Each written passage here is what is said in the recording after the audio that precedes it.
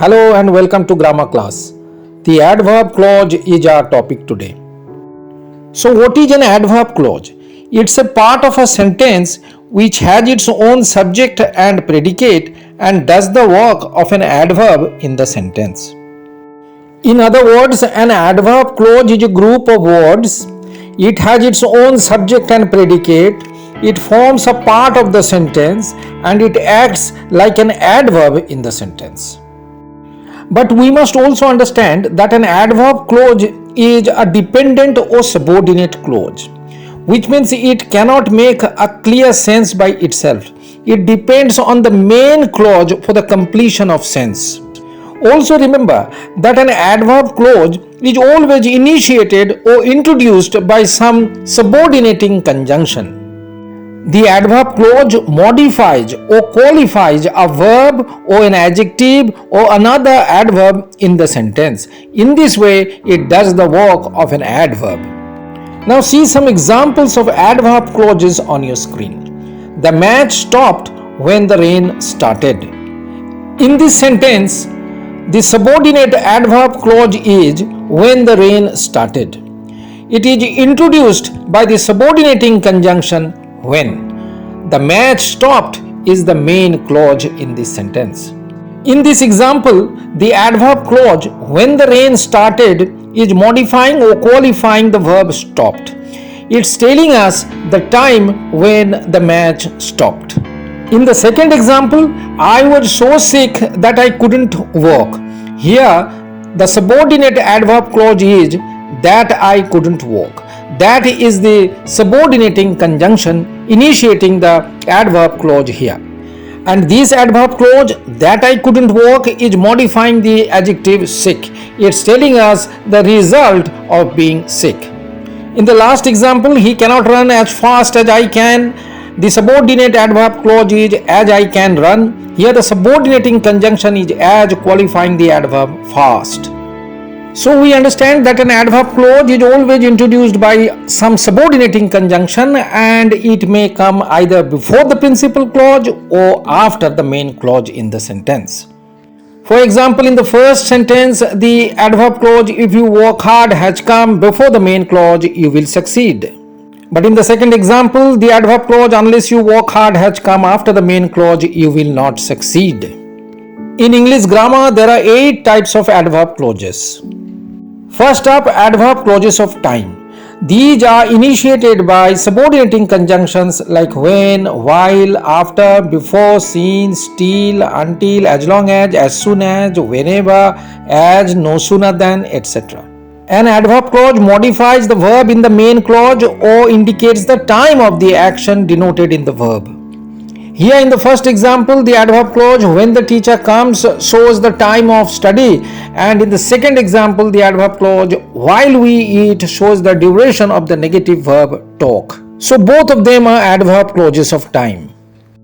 Adverb clauses of place are introduced by the subordinating conjunctions where, wherever, or wherein. Adverb clauses of place modify the verb or adjective by showing their place. In the first example, the adverb clause is wherever you are, modifying the adjective happy, and in the second, the adverb clause where you go modifies the verb go. Up next, we have adverb clauses of region. These adverb clauses are initiated by the subordinating conjunctions as, since, for, because, and that.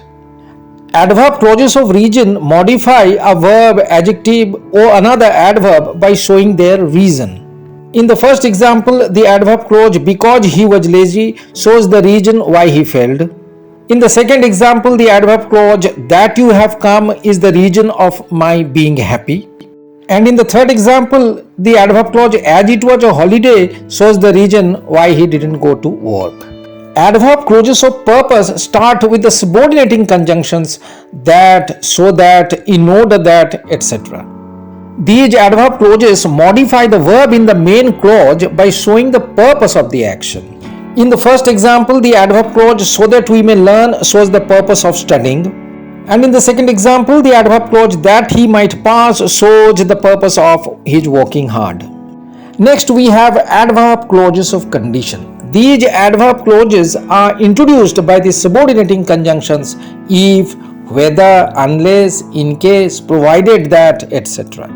The adverb clauses of condition express a condition or conditionality in the sentence, which may or may not be fulfilled, and its subsequent consequence is mentioned in the main clause. In the first example, the adverb clause if it rains expresses a condition in the event of which we cannot play. And in the second example, the adverb clause unless you invite him shows the condition of his coming. Adverb clauses of result start with the subordinating conjunction that, preceded by so or such in the main clause.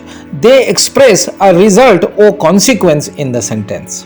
In the first example, the adverb clause that I could not walk expresses the result of being sick. And in the second example, the adverb clause that all love him is the result of him being a good boy. Well, we now have adverb clauses of comparison. These adverb clauses are initiated by the subordinating conjunctions than or the correlative as. Adverb clauses of comparison indicate a comparison between two persons or things about a certain quality or the manner of an action. In the first example, the adverb clause than my brother is an adverb clause of comparison showing degree. But in the second example, the adverb clause as she does modifies the adverb sweetly, showing the comparison of manner. Adverb clauses of manner are introduced by the subordinating conjunctions as if, as though, like, just as, etc. These adverb clauses express the manner of an action denoted in the verb of the main clause. In the first example, the adverb clause of manner as if she were a queen shows the manner of her talking. And in the second example, the adverb clause of manner as he wished to shows the manner of his living. And now we have adverb clauses of contrast. These adverb clauses are introduced by the subordinating conjunctions though, although, even if, as, however, while, whereas, even though, etc. You see, adverb clauses of contrast, also known as adverb clauses of concession, show a contrast between the statements made in the principal clause and the subordinate clause. In the first example, the adverb clause though he is wealthy is showing a contrast between him being wealthy but not happy. And in the second example, the adverb clause even if he starves shows a contrast between his starving and not begging. So you see, we can easily identify all these kinds of adverb clauses if we remember their respective subordinating conjunctions. Last but not the least, if an adverb clause starts with a subordinating conjunction such as when, while, unless, until, whether, though, etc., the subject and the verb in the adverb clause may be omitted. For example, in the adverb clause when young, the subject he and the verb was are omitted. And in the adverb clause though poor, the subject he and the verb is are also omitted. So that's it. Hopefully you liked this video. Please do not forget to like, comment, share and subscribe to my channel for more grammar videos. Thank you so much for watching the video till the end.